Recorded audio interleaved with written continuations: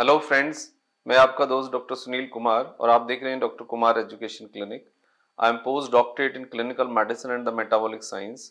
Last 2 decade से south Delhi Chhatarpur में as a clinical health physician में प्रैक्टिस कर रहा हूँ and I am specialize in metabolic problem, lifestyle disease, infection and counselling. तो last 20 decade का as a doctor, as a physician, as a clinical diagnostic physician मेरा जो experience है उसके आधार पे मैं आपको गाइड करूंगा। और जो अभी लेटेस्ट रिसर्च है, जो सर्वे है, जो हमारे चीजें सामने क्लियरली आई हैं, विजिबल है, उसके आधार पे मैं आपको बताऊंगा। तो आप यदि चैनल पे नए हैं तो चैनल को सब्सक्राइब करिए, आइकन बेल हिट करिए, अपने फ्रेंड के साथ शेयर करिए और वीडियो के बारे में जैसी भी आपकी राय है वो हमें एक्सप्रेस करिए बाय मैसेज।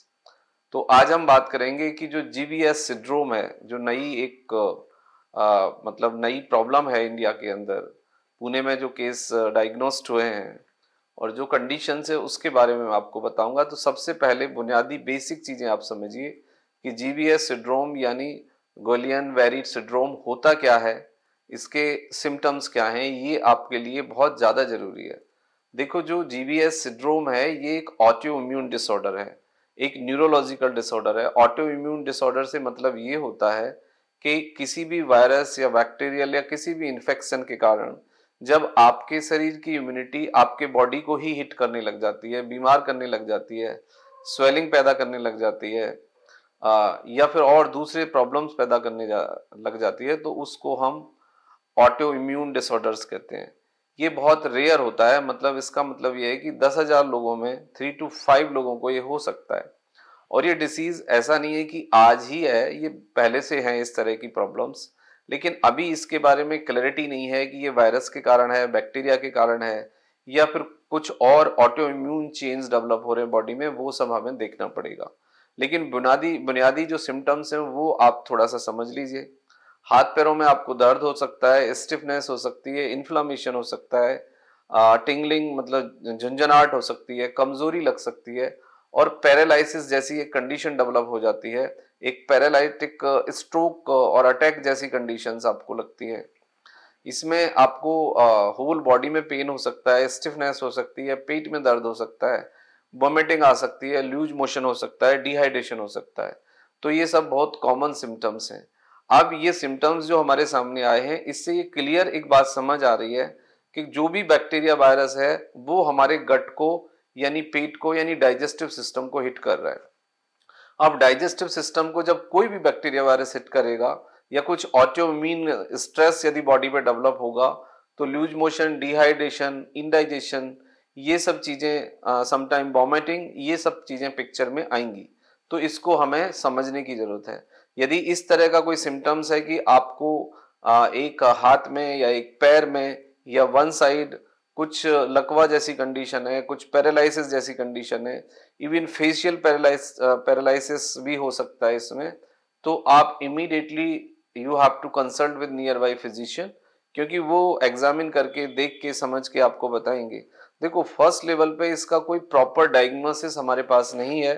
फर्स्ट लेवल में फर्स्ट 3 to 5 डेज में डॉक्टर्स को आपके सिम्टम्स को समझ के ही ट्रीट करना होगा, क्योंकि इमीडिएटली कोई डायग्नोसिस इसका बन नहीं सकता। एमआरआई में भी कुछ नहीं आता है इसमें, और MRI is just is wastage of money. हाँ, अब एक एडवांस जो टेस्ट होते हैं कुछ उसमें कि आपके स्पाइन से कुछ फ्लूइड निकाल लिया जाए, कुछ प्रोटीन की जांच करा ली जाए, तो उसमें कुछ आ सकता है, लेकिन वो टेस्ट बहुत कॉमन नहीं है और हर सेंटर पे होता नहीं है। तो फर्स्ट सिम्टम्स पे ध्यान रखें। यदि कोई उस तरह का सिम्टम्स रिपोर्ट होता है तो नियर बाई फिजिशियन के पास इमीडिएटली जाएं। सिम्टम्स को आप नेग्लेक्ट ना करें, क्योंकि जितना अर्ली आप डॉक्टर के पास पहुंचेंगे, जितना अर्ली डायग्नोसिस और मैनेजमेंट शुरू होगा, उतना जल्दी आपकी जान बच जाएगी और आप सेफ हो जाएंगे।